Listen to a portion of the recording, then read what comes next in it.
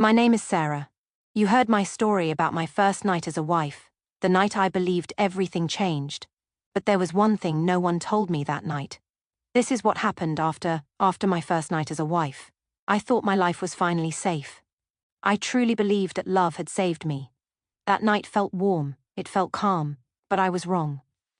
That night was only the beginning. What came next was much worse. I had a kind husband. I lived in a big house. People looked at me and thought I was lucky. They smiled at me. They said I had everything.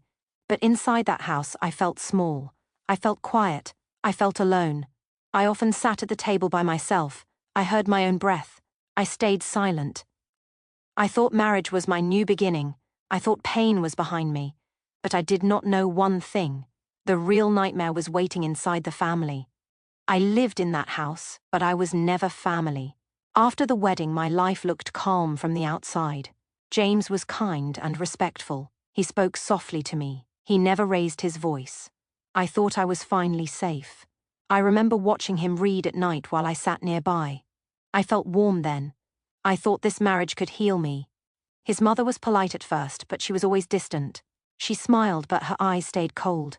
She spoke to me like a guest, not like family. I knew she was watching me. She never asked how I felt. She never asked what I needed. Still, I told myself to be patient. One evening, she said something that stayed with me. She looked at me and said, "You are here because of a debt." She said it calmly, like a fact. Then she added, "But you are family now." I heard the words, but I felt the distance. I thought about them many times after that. I whispered to myself that I should be grateful.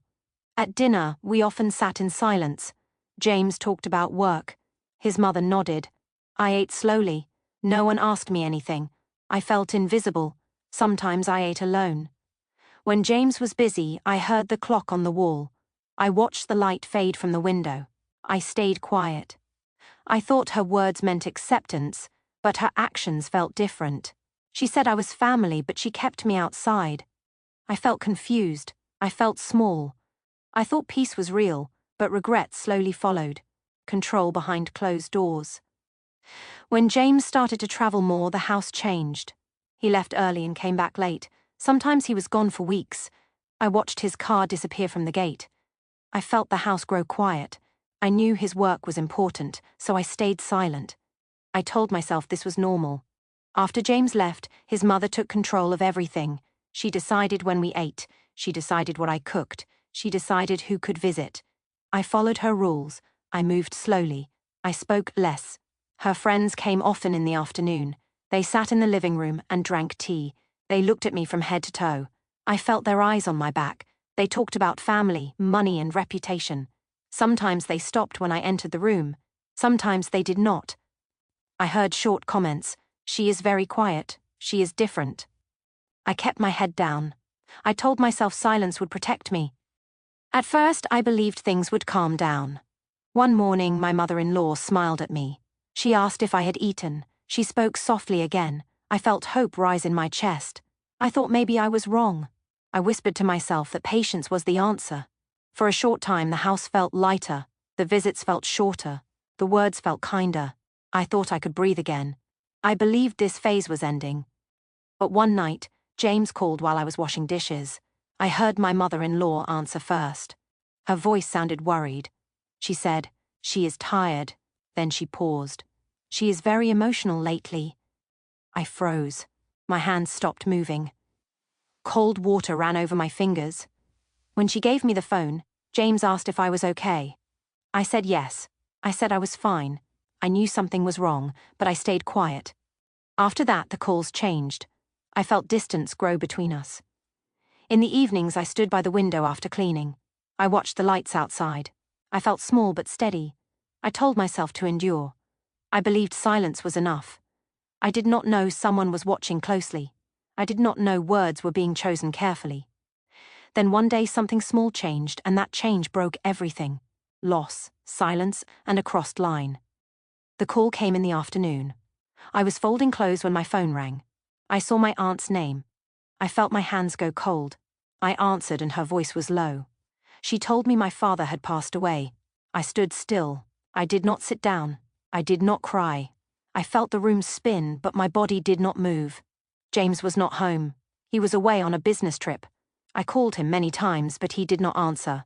I knew he was busy. I told myself to be strong. I whispered to myself that I could handle this alone. I packed a small bag and went to the funeral by myself. The funeral was quiet. The room smelled of incense. I stood in front of my father's photo. My hands were empty. No one held them. I pressed my lips together. I felt my jaw tighten. I thought of all the words I never said to him. I thought of how alone he must have felt.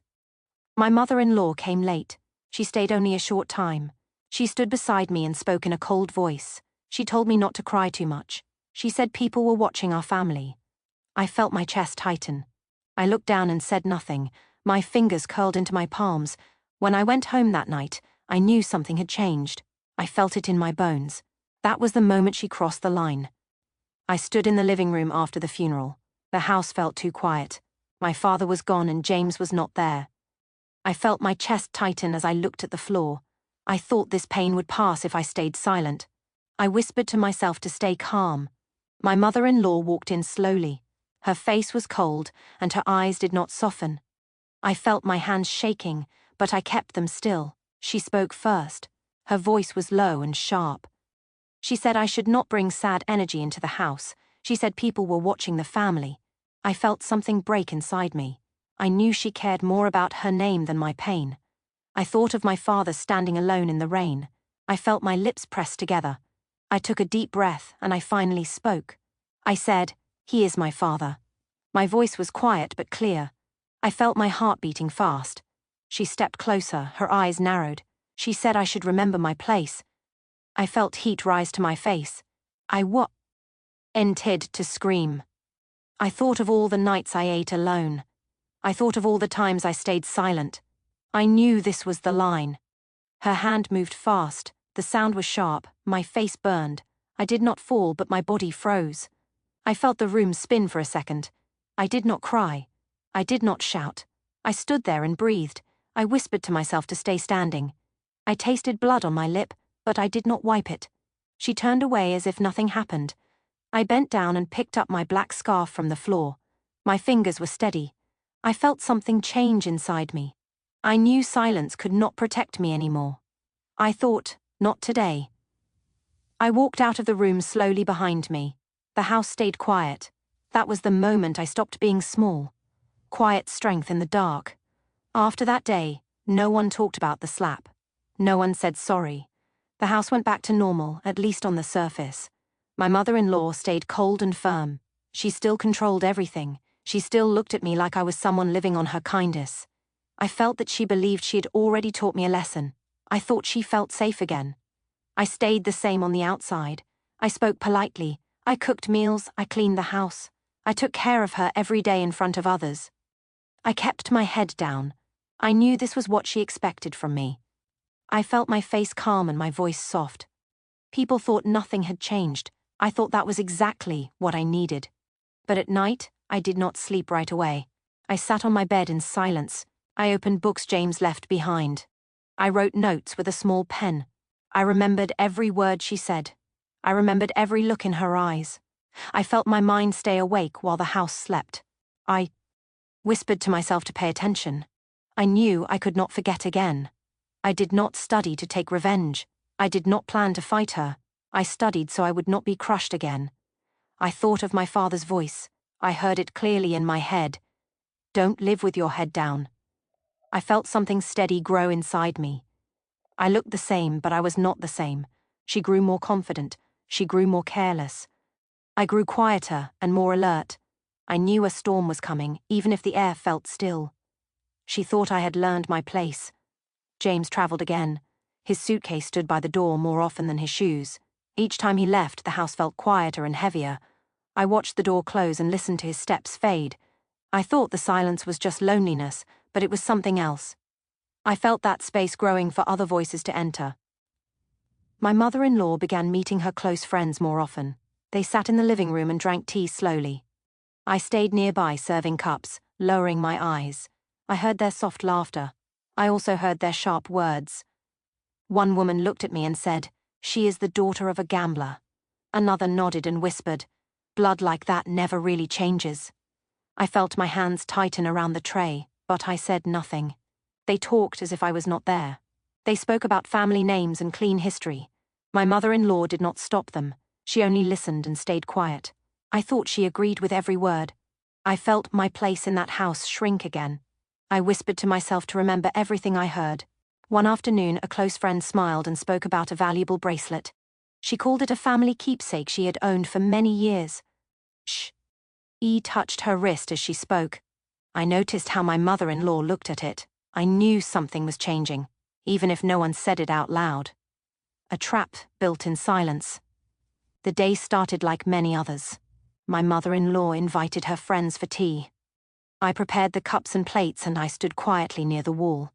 They talked and laughed, and I moved in and out of the room.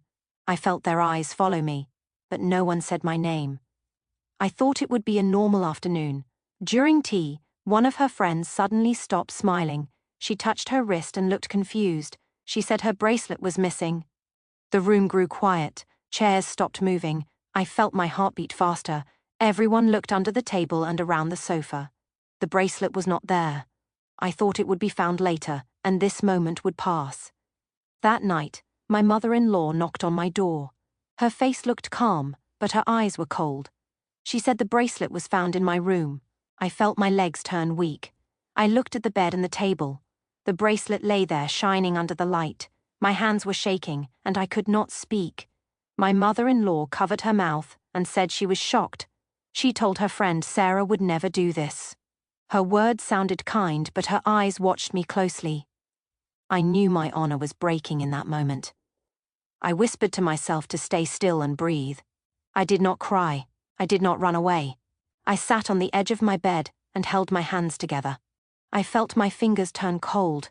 I thought about shouting, but I stayed quiet. I whispered to myself to breathe and wait. I checked the cameras that night. I hoped they could save me, but the camera in my room showed nothing. It was off for a short time. I felt my chest sink. I knew someone planned this very carefully. I thought the truth would not come from machines. The next day, everyone talked again in the living room. The friends spoke about the bracelet. I listened to every word. I remembered something small. I knew her story changed. Before, she said she always carried the bracelet with her. Later, she said she left it on the table. I felt a calm strength grow inside me. I did not accuse anyone. I did not raise my voice. I asked one gentle question. I looked at her and said, "You said you always kept it with you, right?" The room went silent. No one moved. I heard my own breath. I knew the truth was standing there with us. She tried to answer, but her words fell apart. No one said I did it. No one needed to. I felt the pressure lift from my chest. I stayed still and quiet.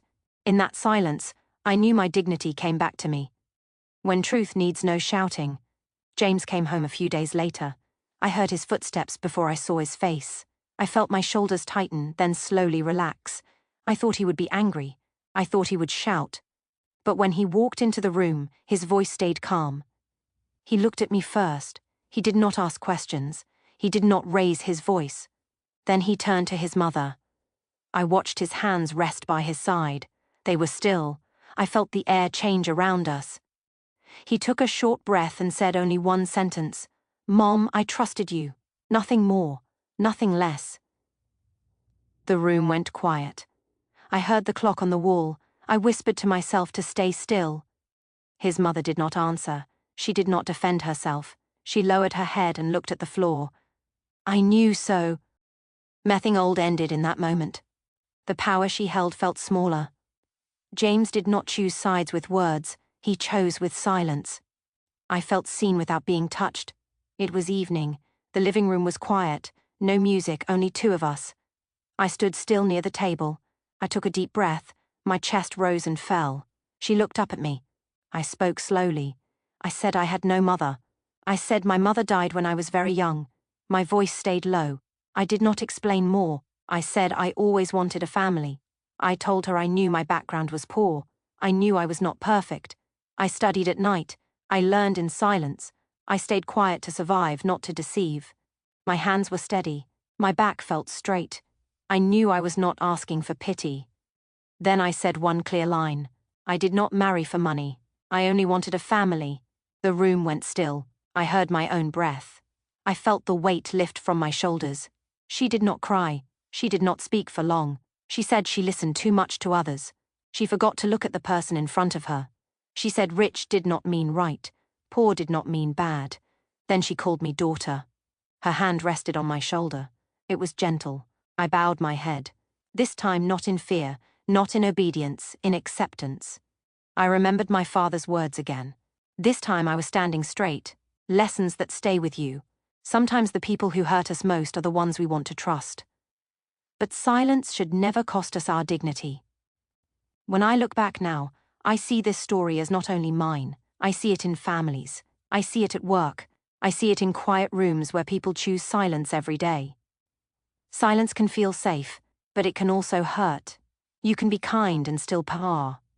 Protect yourself. You don't have to stay silent to keep peace. It is okay to speak when something feels wrong. You don't have to accept pain as love. I did not need to win. I only needed to stand straight. Maybe something here stayed with you.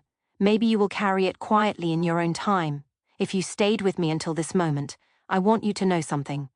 I felt less alone when I shared this with you. And maybe you felt that too. Have you ever felt like a guest in your own home? If yes, comment one so I can hear you. If this story touched you, please like and subscribe to stay with us. You are not alone, and you never have to be.